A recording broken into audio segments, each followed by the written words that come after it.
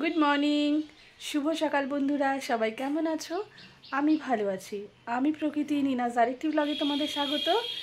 সবাই আরও ভালো থাকো, সারাটা দিন সবার ভীষণ ভালো কাটুক। অনেক শুভেচ্ছা, অনেক ভালোবাসা রইল। প্রতিদিনের মতো এক কাপ চা দিয়ে আমার সকালটা শুরু হলো। সবাই চা খেয়ে নেবেন। তো বন্ধুরা, প্রতিদিনের মতো আমি আবার চলে এসেছি আমার রান্নাঘরে। আমি কি রান্না করব দেখো। আজ থার্সডে, আমাদের নিরামিষ রান্না হবে। তো দেখতে থাকো, সাথে থাকো আমি কি রান্না করছি।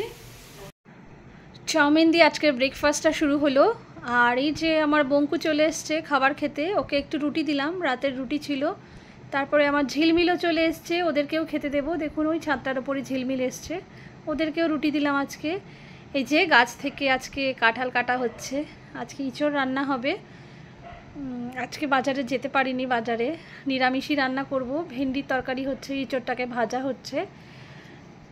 আজকে ইঁচড় রান্না হবে, ভেজ ডাল হবে, জানি না এখনও কি রান্না হবে। শুরু করেছি, আলু কাটা হয়েছে, মানে আলু ভাজা হবে, ডালও সিদ্ধ করে রেখেছি।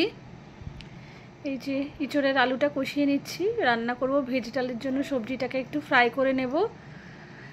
আর ইঁচড়টাকে ভাজাও হয়ে গেছে, ভেন্ডিটা হয়ে গেল। ভেন্ডি আর আলু রান্না করলাম, এখানে ইঁচড় রান্না হচ্ছে আর ভেজ ডালটা। তার মাঝখানে মেয়েকে একটু জুস দিয়ে দিলাম।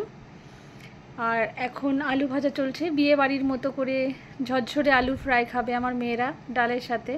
এই যে অলমোস্ট আমার রান্না কমপ্লিট।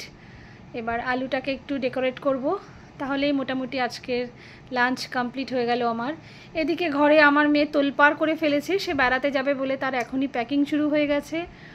তার ব্যাগ ট্যাগ নামিয়ে জামা কাপড় ছাড়িয়ে দেখুন একসা করছে।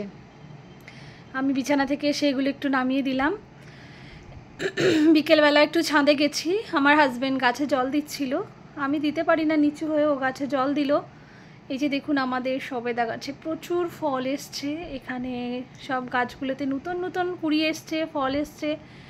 দেখুন একটা আমাদের গ্রেপসের, মানে যেখানে গ্রেপস গাছ রাখা আছে সেখানে একটা কুমড়ো গাছ হয়েছে, সেখানে একটা কুমড়ো ধরেছে। নিচে নেমে এলাম সন্ধ্যাবেলা, শাশুড়ি মা সন্ধ্যা করেছেন, এবার ঠাকুর শয়ন দেবেন।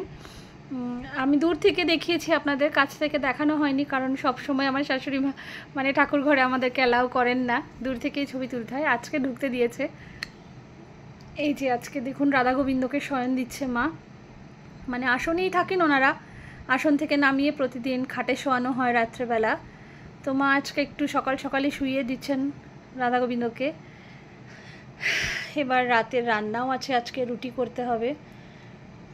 সবাই আজকে বলছে রাত্রেবেলা রুটি খাবে, ওনাদের শয়ন দিল।